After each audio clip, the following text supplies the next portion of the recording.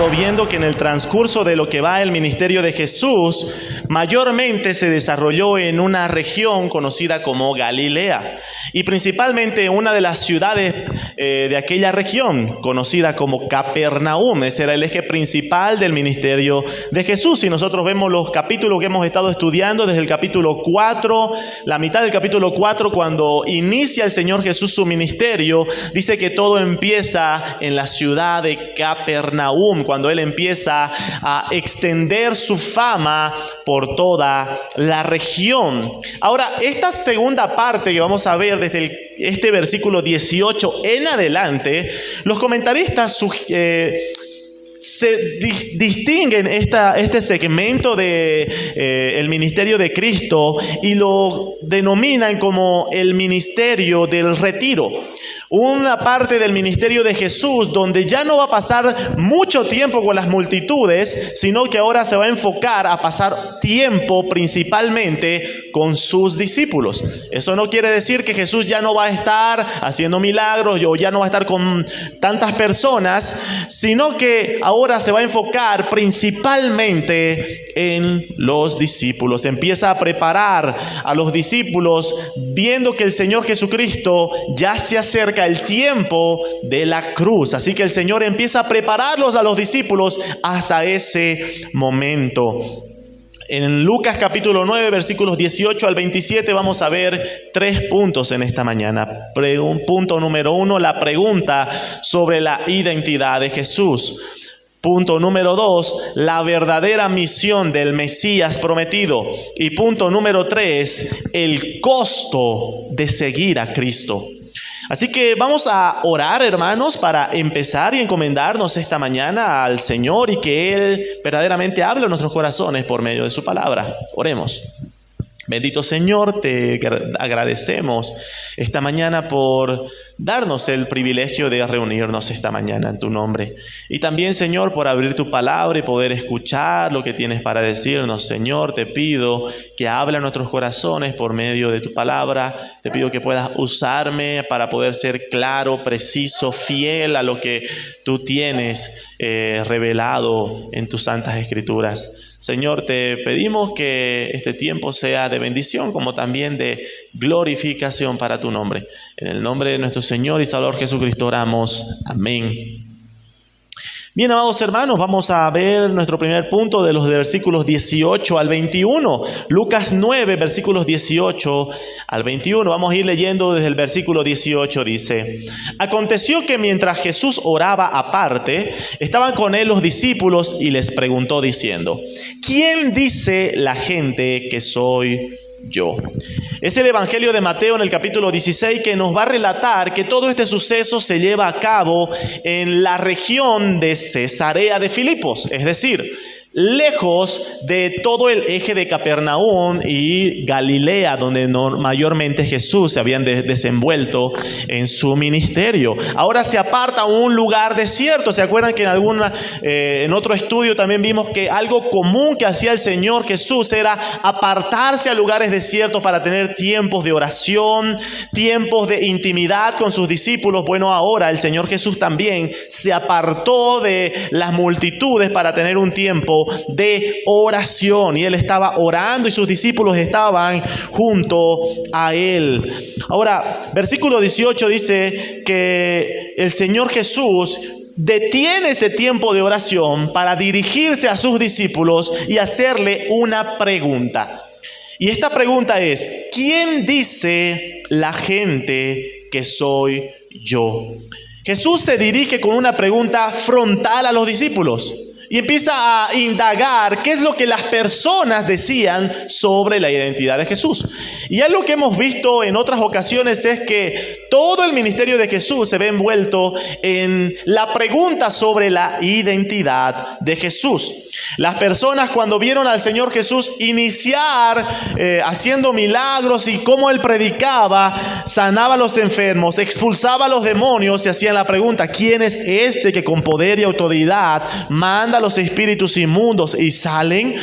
Los discípulos también, cuando vieron al Señor Jesucristo hacer el gran milagro de la pesca milagrosa, se preguntaban, ¿quién es este? Cuando los discípulos estaban en medio de una tempestad y el Señor Jesús con su sola palabra detuvo la tormenta y las aguas, los discípulos se preguntaron, ¿quién es este que aún los vientos y el mar le obedecen? En otra ocasión, el Señor Jesús se encontraba en la casa de uno de los fariseos llamado Simón. Y el Señor Jesús perdonó el pecado, le dijo a una mujer, tus pecados te son perdonados. Y las personas y este fariseo que estaban alrededor empezaron a preguntarse, ¿quién es este que también tiene la autoridad para perdonar pecados? Hemos visto anteriormente que el rey Herodes, cuando escuchó sobre Jesús, también se preguntó, ¿quién es este que oigo tales cosas?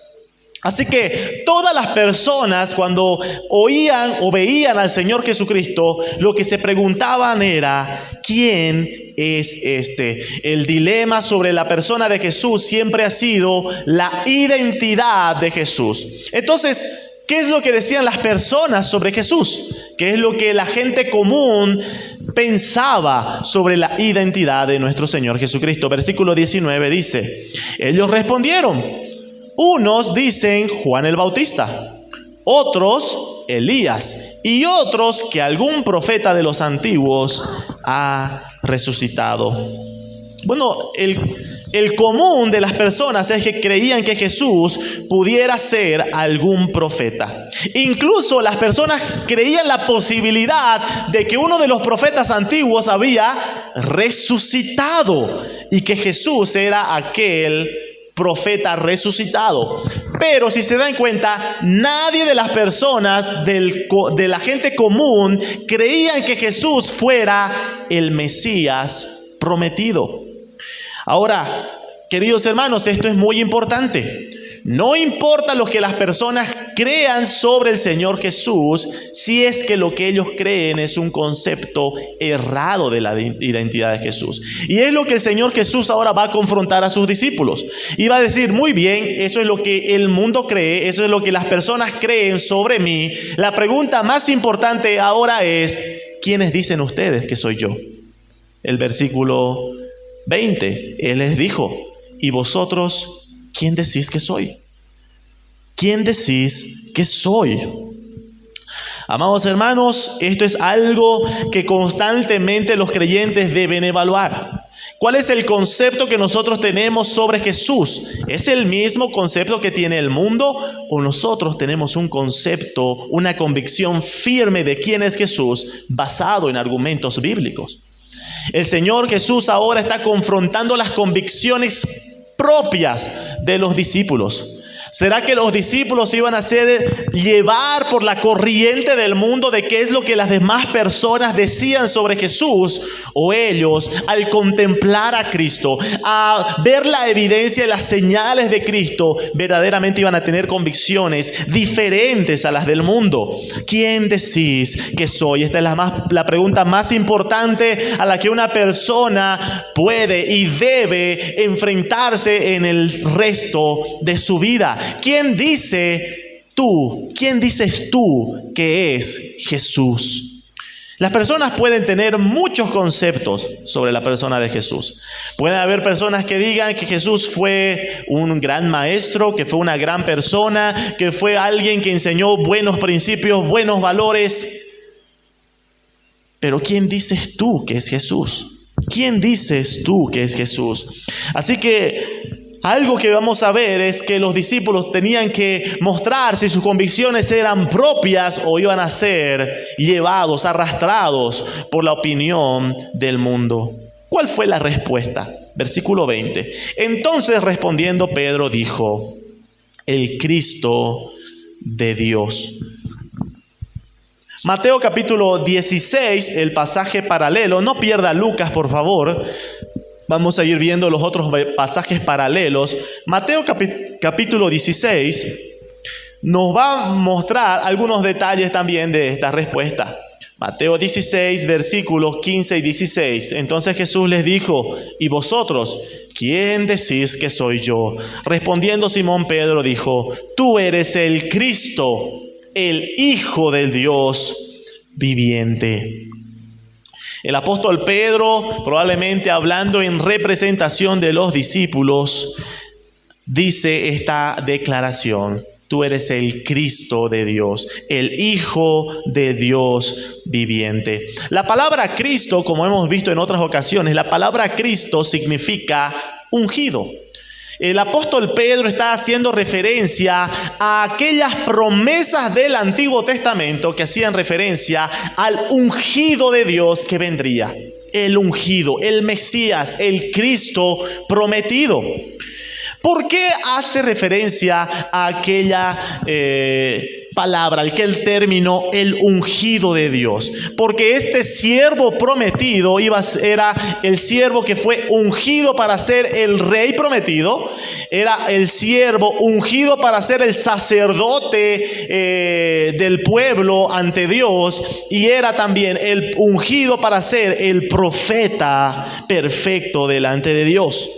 Así que cuando el apóstol Pedro dice: tú eres el Cristo de Dios, está diciendo: tú eres aquel ungido, tú eres aquel Mesías prometido. Amados hermanos, algo que debemos entender es que puede ser que Pedro y los discípulos aún no entendían por completo en qué consistía a cabalidad el Mesías prometido. Puede que tengan un conocimiento primario de quién es Jesús, tú eres el Cristo, el Mesías, pero ellos aún no entendían a cabalidad cuál era la verdadera misión del Mesías prometido. ¿Cómo nosotros vemos que aunque los discípulos podían decir: tú eres el Cristo de Dios, el Mesías prometido, ellos no tenían un concepto correcto aún de la misión, de la verdadera misión del Mesías? Porque cuando el Señor Jesús fue crucificado y fue muerto y sepultado, ¿cuál fue la reacción de los discípulos? Ellos se pusieron tristes y volvieron a sus antiguas vidas, ¿verdad? Porque dijeron: se acabó todo.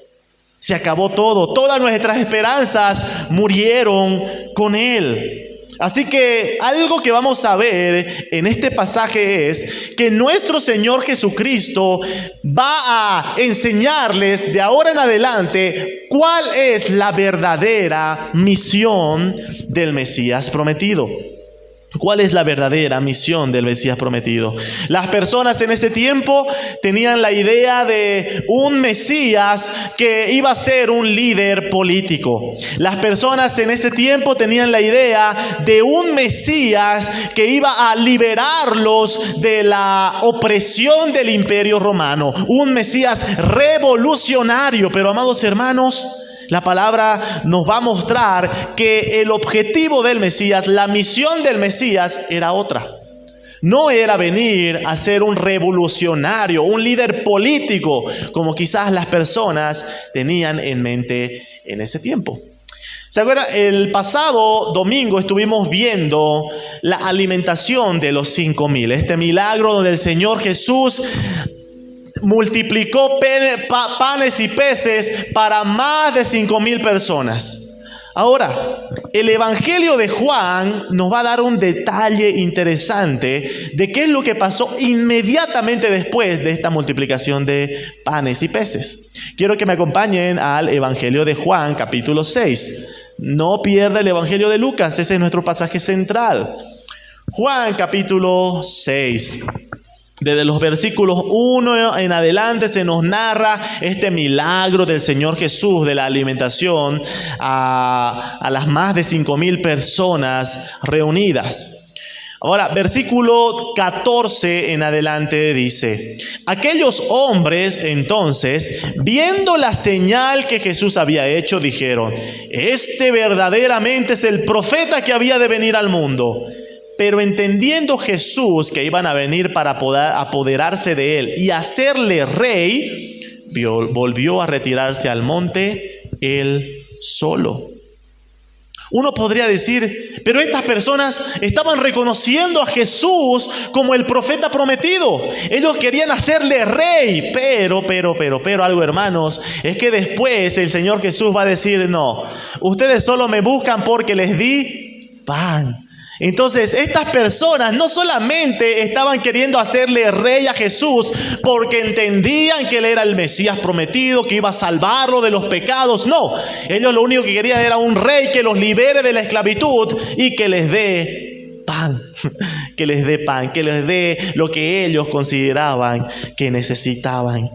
Así que, amados hermanos, nosotros tenemos que entender esta parte. Aunque el apóstol Pedro y los discípulos podían tener cierto entendimiento de Jesús como el Cristo de Dios, como el Mesías prometido, aún tenían muchas cosas que aprender sobre el verdadero propósito de Jesús. En Lucas capítulo 9 que estamos viendo, solamente se nos narra la respuesta del apóstol Pedro. Cuando Pedro dice, tú eres el Cristo de Dios.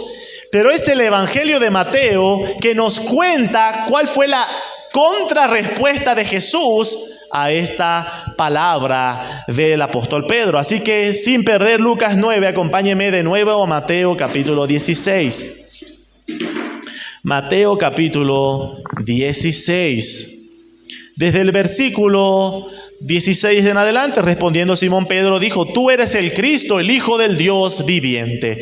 Entonces le respondió Jesús, bienaventurado eres Simón, hijo de Jonás, porque no te lo reveló carne ni sangre, sino mi Padre que está en los cielos. Mi Padre que está en los cielos. Y yo también te digo que tú eres Pedro, y sobre esta roca edificaré mi iglesia, y las puertas del Hades no prevalecerán contra ellas. Bueno, nuestro Señor Jesús empieza diciendo a Pedro, tú eres bienaventurado por la respuesta que estás diciendo. La palabra bienaventurado habla de alguien completamente dichoso, alguien que ha alcanzado la aprobación de parte de Dios. Ahora el Señor Jesús está diciendo, tú eres bienaventurado por las palabras que estás diciendo, porque reconoces quién verdaderamente soy yo. Amados hermanos, esto nos deja algo importante. Los bienaventurados son solamente aquellos que reconocen que Jesús es el verdadero Mesías. Los bienaventurados son aquellos que reconocen que Jesús no solo es un buen maestro, es un gran profeta, no, sino que reconocen que Jesús es el Hijo del Dios viviente, que reconocen que nuestro Señor Jesucristo es el Señor sobre todas las cosas. Ellos son los bienaventurados. Así que, amados hermanos, no importa si tú piensas, Jesús fue una gran persona, un gran maestro con grandes enseñanzas.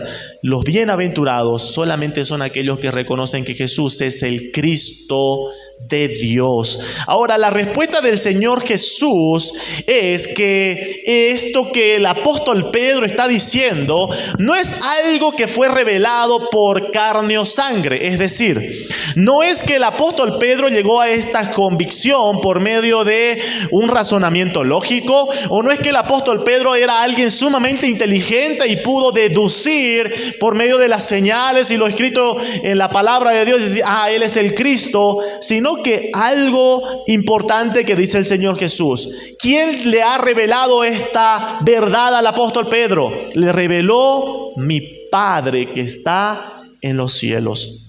Amados hermanos, solamente nuestro Dios es el único que puede revelar esto en el corazón del hombre pecador. Solamente Dios es el único que puede dar luz y entendimiento a aquellos que se encuentran ciegos por el pecado. Así que, queridos hermanos, esto nos debe mostrar cómo creer en Jesús como el Cristo de Dios no es algo que proviene de nosotros.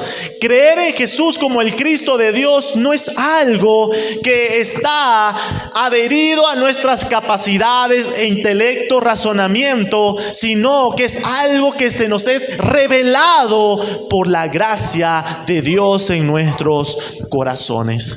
Así que, amados hermanos, al igual que Pedro, un día usted vio a Cristo y dijo: Él es el Cristo, Él es el que murió por mis pecados, el Hijo de Dios. No porque usted sea más inteligente, no porque usted sea más sensible, más racional o más espiritual que las personas, sino porque el Padre se lo ha revelado por pura gracia y misericordia. Así que vemos, amados hermanos, al apóstol Pedro diciendo: tú eres el Cristo de Dios, y el Señor Jesucristo diciendo: esto te lo ha revelado el Padre, mi Padre que está en los cielos. Volvemos a nuestro pasaje en Lucas. Seguimos viendo nuestro primer punto. Nuestro pasaje en Lucas capítulo 9. Ahora vamos a pasar al versículo 21. Pero él les mandó que a nadie dijesen esto, encargándoselo rigurosamente. ¿Por qué? ¿Por qué el Señor quisiera mantener en secreto que Él es el Cristo de Dios? ¿Acaso no era el objetivo de que todas las personas conozcan que Él es el Cristo? ¿Que lo reconozcan como el Mesías prometido? Bueno, amados hermanos, esto se entiende por lo que veíamos en el pasaje de Juan. Jesús debía mantener esto rigurosamente, aún en secreto. ¿Por qué? Porque las personas iban a querer hacerle rey inmediatamente. Y ¿saben qué, amados hermanos? Antes de que el Señor Jesucristo sea exaltado como el rey, debía pasar por la cruz. Debía pasar por la cruz. Amados hermanos, antes de la exaltación debía pasar por la humillación. Nuestro Señor Jesucristo necesariamente debía pasar por la cruz. Y ahí entramos a nuestro segundo punto: la verdadera misión del Mesías. La verdadera misión del Mesías. Aunque nuestro Señor Jesucristo es el ungido y fue ungido como el Rey eterno, antes de que Él sea exaltado con todo dominio y poder para ejercer su reinado, Él debía pasar muchas otras cosas. ¿Se acuerdan cuál fue una de las tentaciones de Satanás cuando Jesús estaba en el desierto? Le subió al monte, le mostró todos los reinos de la tierra. Y Satanás le dijo a Jesús: te daré todo esto si postrado me adoras.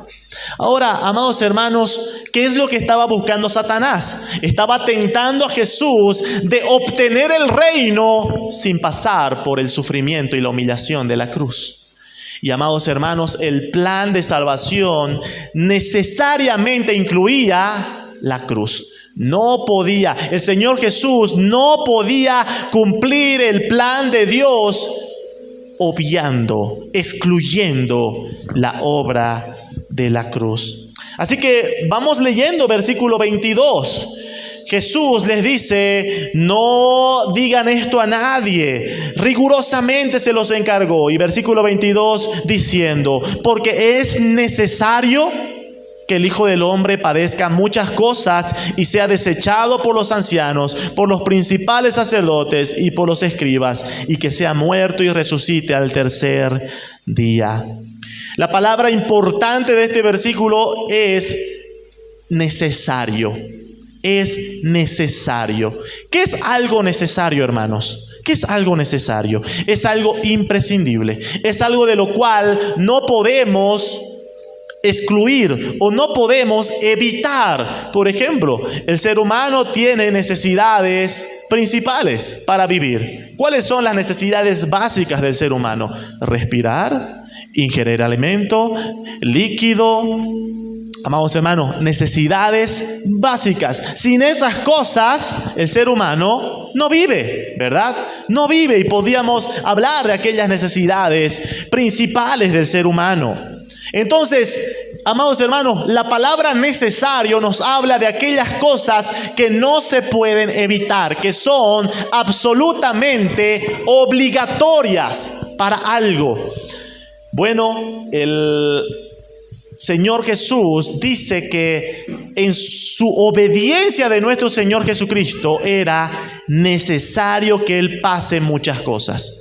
Pero vamos a ir viendo el versículo 22 algunos detalles. El Señor Jesús dice, es necesario que el Hijo del Hombre padezca muchas cosas. ¿Quién es el Hijo del Hombre? El Hijo del Hombre es el mismo Señor Jesucristo. Ahora, ¿a qué hace referencia el título Hijo del Hombre? Muchas personas pueden pensar que el título Hijo del Hombre es una referencia a la humanidad de Cristo. Pero, hermanos, a diferencia de eso, el título de Hijo del Hombre nos habla más bien del dominio y poder que se le ha dado al Mesías. El Hijo del Hombre, este título es un título usado por el profeta Daniel en el capítulo 7 de su libro. Así que sin perder Lucas, brevemente demos lectura a aquel pasaje de Daniel que hace referencia a este título del Hijo del Hombre. Daniel capítulo 7, versículos 13 al 14 dice: miraba yo en la visión de la noche, y he aquí en las nubes del cielo venía uno como un hijo de hombre, que vino hasta el anciano de días, y le hicieron acercarse delante de él, y le fue dado dominio y gloria y reino, para que todos los pueblos, naciones y lenguas le sirvieran. Su dominio es dominio eterno, que nunca pasará, y su reino uno que no será destruido. Cuando el Señor Jesús se presenta diciendo: yo soy el Hijo del Hombre, este Hijo de Hombre que debe padecer todas estas cosas, está haciendo referencia a esta profecía. Jesús es aquel al quien se le ha dado todo dominio, gloria, reino por toda la eternidad. Pero, amados hermanos, el Señor Jesús ahora va a mostrar que antes que el Señor Jesucristo lleve a cabo su dominio, lleve a cabo su reino, es necesario que el Señor Jesús padezca muchas otras cosas. Volvemos a nuestro pasaje en Lucas capítulo 9. Lucas capítulo 9 dice: es necesario que el Hijo del Hombre padezca. ¿Qué es padecer, hermanos? Padecer es sufrir. Mis hermanos, algo interesante es que, como les decía anteriormente, las personas tenían cierta idea del Mesías. Un Mesías político, un Mesías revolucionario, un Mesías guerrero que iba a llevar al pueblo de victoria en victoria. Pero, amados hermanos, ellos veían simplemente un cumplimiento de estas profecías de forma superficial. El Señor Jesús les está diciendo: el propósito verdadero del Mesías es sufrir. Antes de la exaltación, Cristo debía necesariamente sufrir. ¿Y qué debía sufrir? Versículo 22. Debía ser desechado por los ancianos, por los principales sacerdotes y por los escribas. El Señor Jesús iba a sufrir, en primer lugar, el rechazo de todos los líderes religiosos de la época. Y, hermanos, eso era necesario que pase. Pero también va a decir al final del versículo 22, era necesario que el Mesías prometido sea muerto y resucite al tercer día. Amados hermanos, estas dos cosas que menciona el Señor Jesús al final del versículo 22 son dos cosas imprescindibles en la misión del Mesías. Él debía morir y él debía resucitar. Hermanos, ¿qué hubiera pasado si nuestro Señor Jesucristo hubiera venido a este mundo, hubiera hecho muchos milagros, hubiera enseñado, pero no hubiera ido a la muerte de cruz? ¿Qué hubiera pasado? Bueno, hermanos, nuestros pecados no hubieran sido expiados, no hubieran sido borrados, no hubieran sido quitados, eliminados. ¿Por qué? Porque la muerte de Cristo, la muerte expiatoria, la muerte sustitutiva de Cristo era necesaria. Primera Corintios capítulo 15 versículo 3. Primera Corintios capítulo 15 versículo 3 dice lo siguiente. Primera Corintios 15, 3.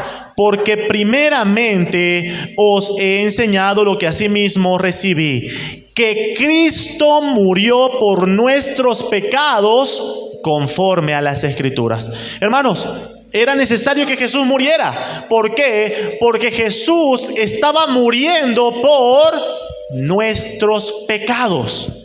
Estaba muriendo por nuestros pecados. Sin la muerte de Cristo, nuestros pecados aún permanecerían en nosotros. La muerte de Cristo era y es necesaria en el plan de salvación.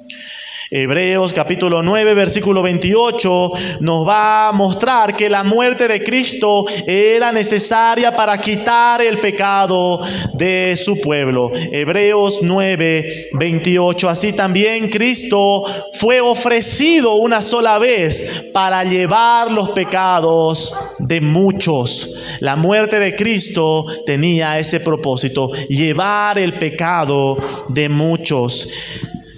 Hebreos capítulo 2, versículos 14 al 15. Hebreos capítulo 2, versículos 14 al 15 dice: así que por cuanto los hijos participaron de carne y sangre, Él también participó de lo mismo para destruir por medio de la muerte al que tenía el imperio de la muerte, es al diablo, y librar a todos los que por el temor de la muerte estaban durante toda la vida sujetos a servidumbre. Amados hermanos, el Señor Jesucristo, por medio de su muerte, estaba destruyendo al que tenía el imperio de la muerte, al diablo.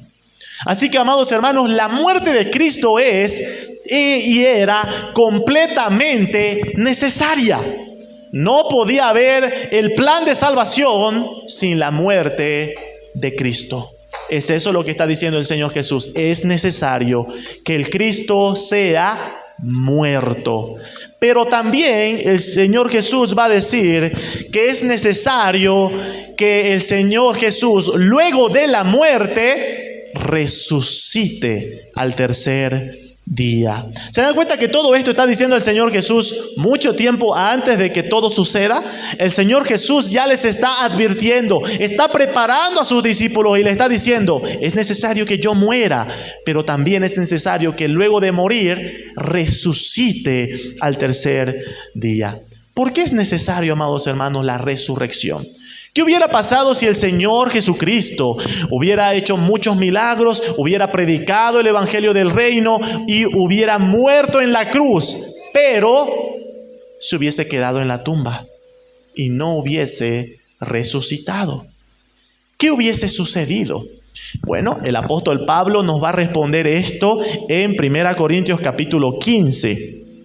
1 Corintios capítulo 15, desde el versículo 13 en adelante. 1 Corintios 15, versículo 13 en adelante. Dice: porque si no hay resurrección de muertos, tampoco Cristo resucitó. Y si Cristo no resucitó, vana es entonces nuestra predicación, vana es también nuestra fe, y somos hallados falsos testigos de Dios, porque hemos testificado de Dios que Él resucitó a Cristo, al cual no resucitó, si en verdad los muertos no resucitan. Porque si los muertos no resucitan, tampoco Cristo resucitó. Y si Cristo no resucitó, vuestra fe es vana y aún estáis en vuestros pecados. Hermanos, si nuestro Señor Jesús no hubiese resucitado, no se hubiese completado, consumado la salvación. El apóstol Pablo va a decir, sin la resurrección de Cristo nuestra fe sería vana, sin sentido alguno.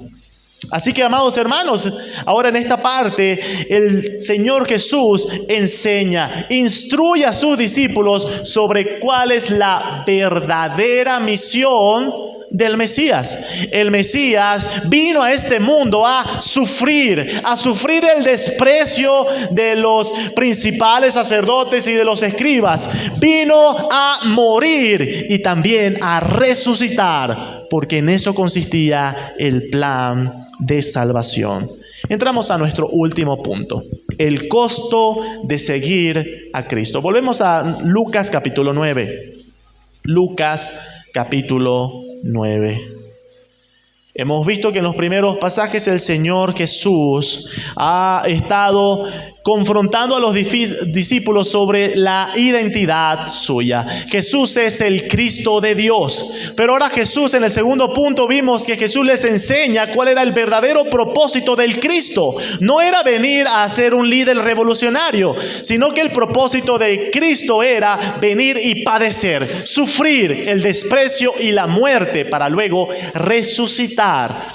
Ahora el Señor va a dirigirse a las demás personas para mostrarle cuál es el costo de seguir a Cristo. Versículo 23. Y decía a todos: si alguno quiere venir en pos de mí, niéguese a sí mismo, tome su cruz cada día y sígame. Bueno, nuestro Señor Jesucristo ahora dirige su atención a todos. Los anteriores versículos que hemos estado viendo, el Señor Jesús ha estado dirigiéndose principalmente a sus discípulos. Pero ahora se va a dirigir a las otras personas que estaban cerca. Porque esto que el Señor Jesús les va a decir es algo que involucra, es un llamado para todas las demás personas. Así que, ¿cuál es este llamado que dice? Si alguno quiere venir en pos de mí, tiene que hacer estas cosas. El costo. Hay un costo para seguir a nuestro Señor Jesús. En primer lugar, va a decir que el que quiere ir en pos de Jesús, el que quiere seguir a Jesús, debe negarse a sí mismo.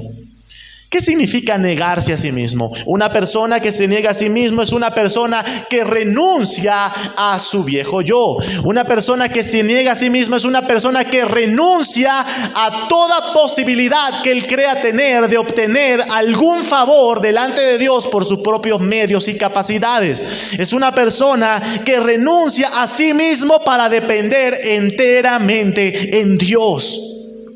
Enteramente en Dios. Amados hermanos, aquellos que siguen a Cristo, aquellos que quieren seguir a Cristo, deben entender que deben renunciar a sí mismo. A sí mismo. No podemos servir a dos señores. Así que el único señorío le corresponde a Cristo. Tú no debes ser el primero en tu vida. El primero en tu vida debe ser Cristo. Amados hermanos, hay una frase que dice: o Cristo es todo para ti, o es nada. No hay un término medio. No es, para mí es un poco, o para mí es algo. No, o es todo, o es nada. Es eso lo que está diciendo el Señor Jesús. ¿Quieres seguirme? Niégate a ti mismo. Es lo primero. Ejemplo sobre negarse a uno mismo. Tenemos al apóstol Pablo que nos muestra en Filipenses capítulo 3 cómo él ha dado todo lo que él tenía en cuanto a la carne como basura, como pérdida, con tal de ganar a Cristo. Filipenses capítulo 3, versículos 3 en adelante, porque nosotros somos la circuncisión, los que en espíritu servimos a Dios y nos gloriamos en Cristo Jesús, no teniendo confianza en la carne.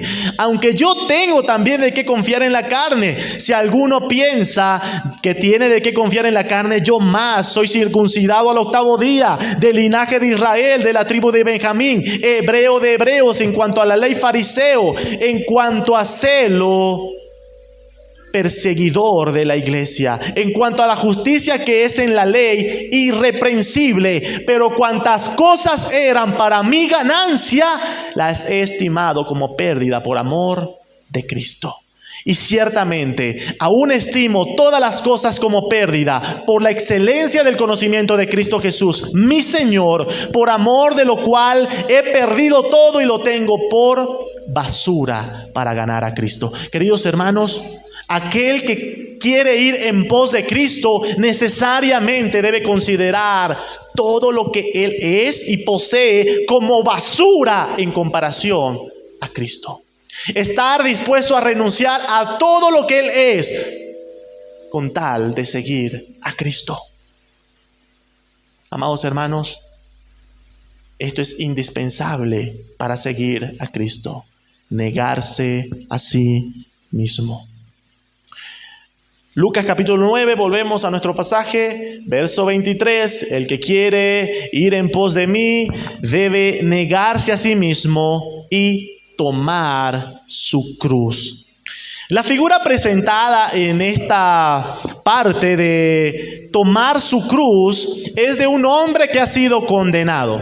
Las personas que eran condenadas a la crucifixión eran obligadas a llevar la cruz con la que iban a ser muertos, la cruz en la que iban a ser clavados.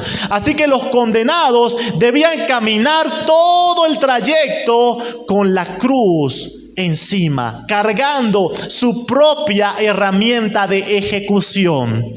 Ahora el Señor Jesús está diciendo que el que quiere seguir a Cristo debe tomar su cruz. Pero a diferencia de los condenados que lo hacían obligados, el creyente debe hacerlo voluntariamente.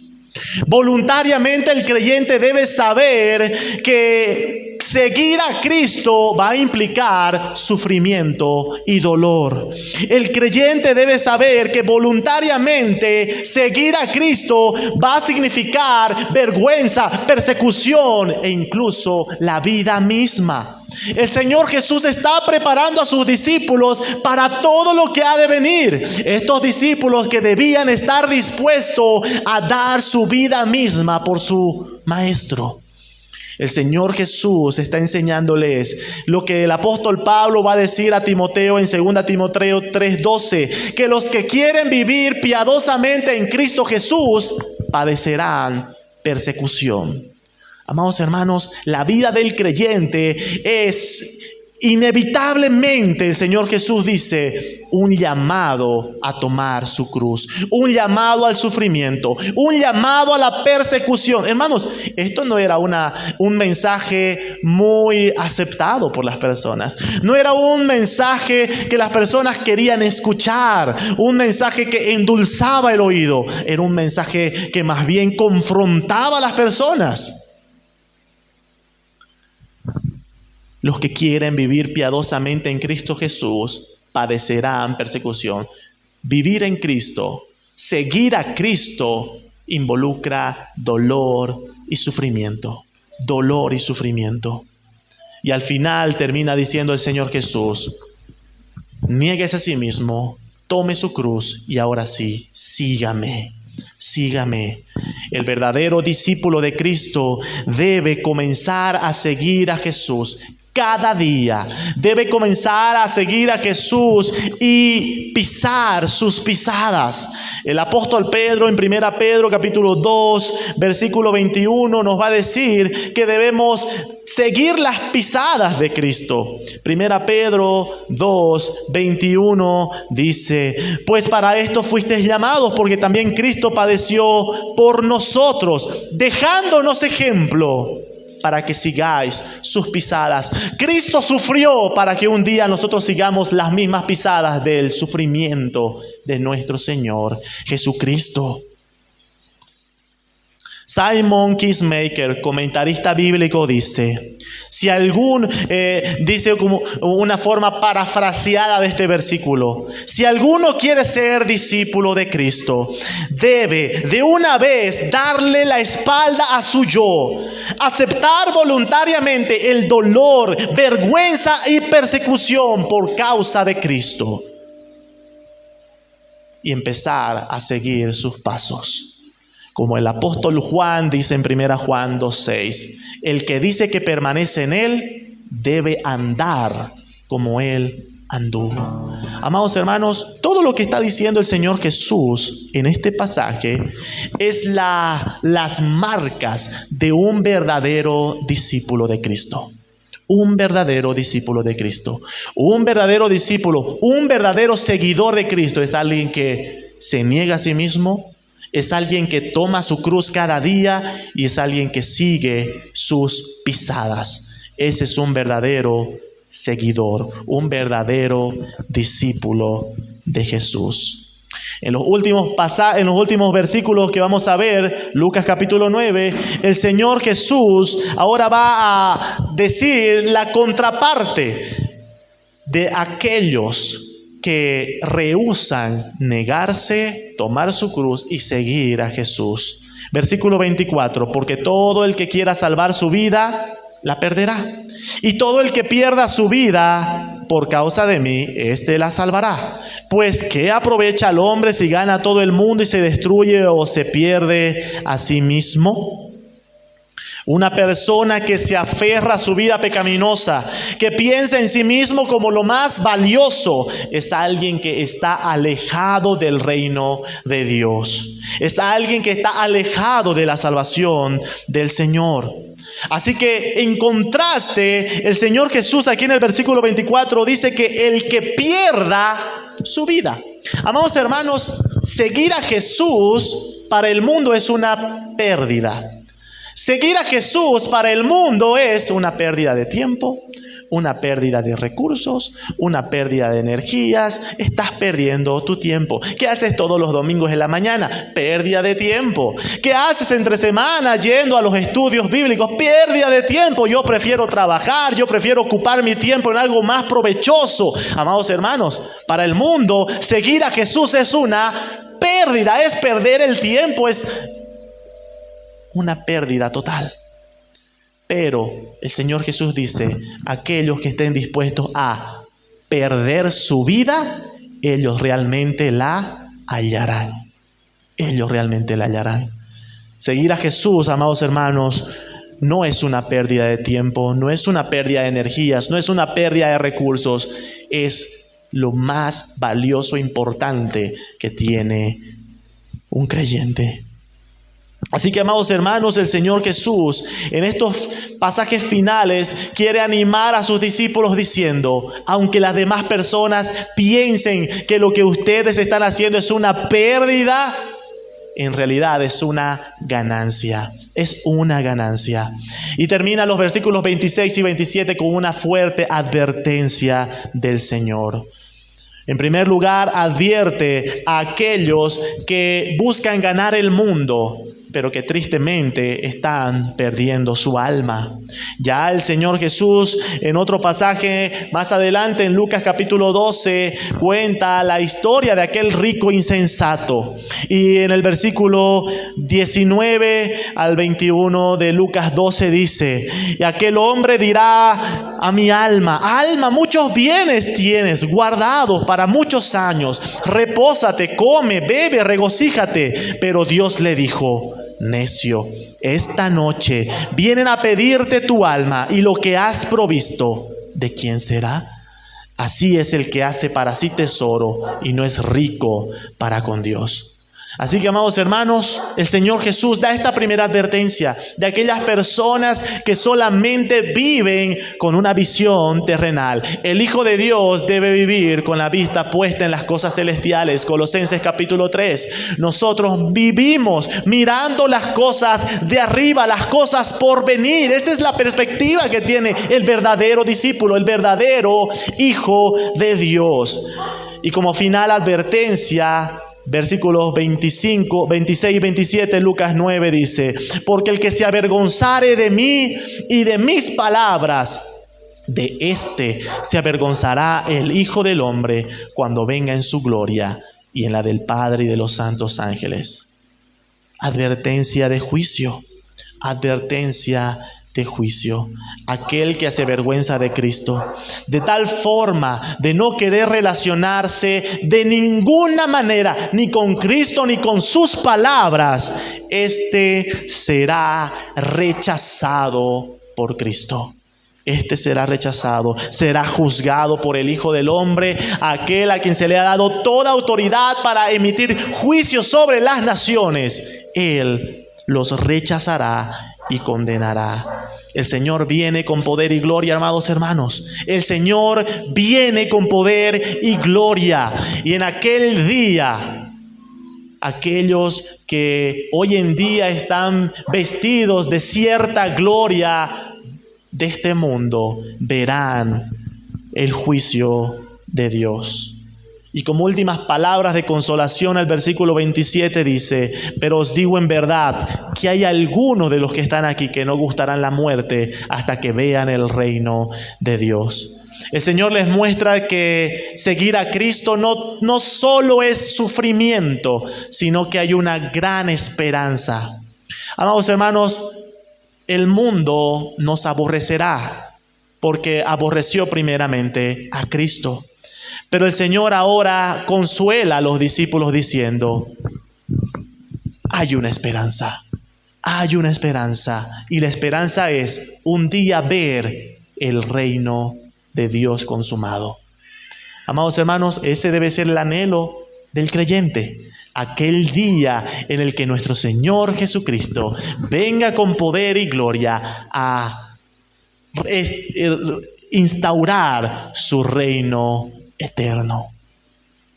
Que el Señor anime nuestros corazones en esta mañana, hermanos, y que verdaderamente nosotros seamos confortados y al mismo tiempo seamos confrontados por la palabra de Dios. ¿Eres un discípulo de Cristo? ¿Eres un verdadero discípulo de Cristo? Bueno, siguientes preguntas. Número 1, ¿quién es Jesús para ti? ¿Quién es Jesús para ti? Número 2, ¿cómo sigues a Jesús? ¿Te has negado completamente? ¿Estás tomando tu cruz cada día y estás siguiendo sus pisadas? Y número 3, ¿estás con la mirada puesta en las cosas de arriba? ¿O simplemente tu mirada está en las cosas de este mundo? Hazte estas preguntas y considera tu posición de: ¿eres verdaderamente un discípulo de Cristo? Que el Señor hable a tu corazón en esta mañana, amado hermano, hermana, por medio de su palabra.